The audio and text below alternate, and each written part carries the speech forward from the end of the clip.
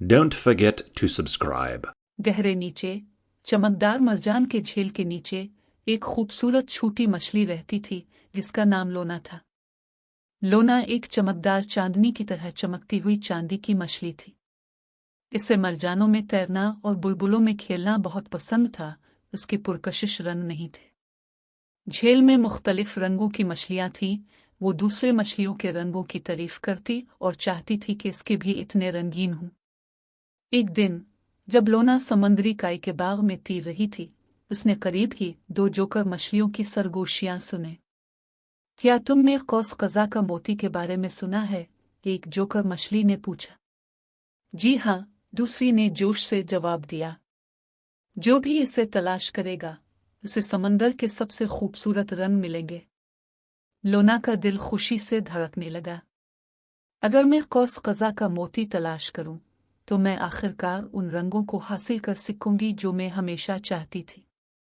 लोना मरजान के गुंबद से तैरते हुए समंदर की गहराइयों की तरफ रवाना हुई। जैसे ही वो तैरती गई, उसे एक समुद्री कछुआ मिला जिसका नाम कोरल था, जो पानी में आराम से तैर रहा था। छोटी मछली, तुम कहाँ जा रही हो? कोरल ने पूछा। मैं कौस कज़ा का मोती तलाश कर रही हूँ, लोना ने जवाब दिया।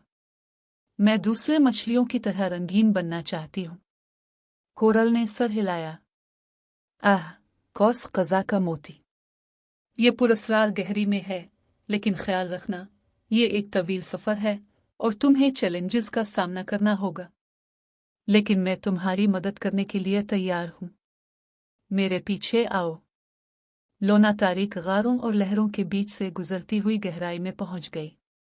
जल्द ही वो पुरस्कार गहराई में पहुंची, जहां पानी तारीक और ठंडा होता गया। जैसे ही वो गहराई में गई, उसने देखा कि वहां अजीब व गरीब मखलूक हैं, चमकदार जेली मछलियां और चमकदार चांदनी जैसी मछलियां जो तारीकी में सितारों की तरह चमकती थीं।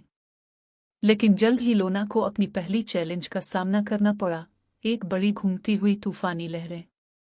लोना ने अर्ध गिर्द देखा और एक दाना पुराने ऑक्टोपस ओपल को देखा, जो एक चट्टान पर आराम कर रही थी। यह तूफानी लहरें खतरनाक लगती हैं, लेकिन मुझे कौस कज़ा का मोती तलाश करने के लिए आगे बढ़ना है। ओपल मुस्कुराती है और अपनी एक लंबी आस्तीन को हिलाती है। तुम ज़हीन हो, लोना।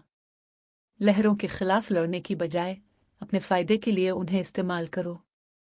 ओपल की बात को समझते हुए लोना तूफानी लहरों में तैरने लगी, लहरों के साथ बहते हुए। तूफानी लहरें उसे आराम से घूमती हुई ले गई। शुक्रिया, ओपल, लोना ने कहा। गहराई में लोना एक चमकदार गार में पहुंची, जो चमकदार क्रिस्टल की तश्कील से भरी हुई थी। गार के वस्त में एक खूबसूरत चमकता हुआ मोती था, कौस कज़ा का मोती। इसकी सतह समंदर के तमाम रंगों से चमकती थी, सुर्ख, नीला, सब्ज, अर्गवानी और सुनहरे।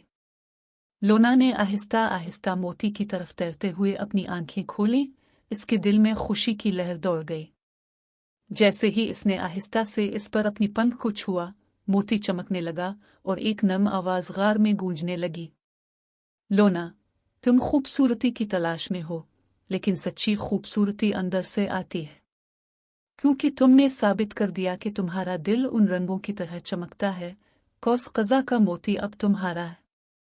एक लम्हे में मोती की चमक ने लोना को घेर लिया और उसने महसूस किया कि एक जादुई रोशनी इसे भर रही है। जब रोशनी खत्म हुई तो लोना ने नीचे देखा और हैरत से गैस लिया। उसकी चमकदार चांदनी की अब समंदर के सब रंगों में तब्दील हो चुकी थी। इसका जिस्म कौस कज़ा के हर रंग के साथ चमकता था, जैसे समंदर खुद चमकता हो। लोना झील की तरफ वापस गई, जहां तमाम दूसरी मछलियां उसके गिर्द जमा हो गईं। उसकी नई चमक को देखकर हैरान रह गई।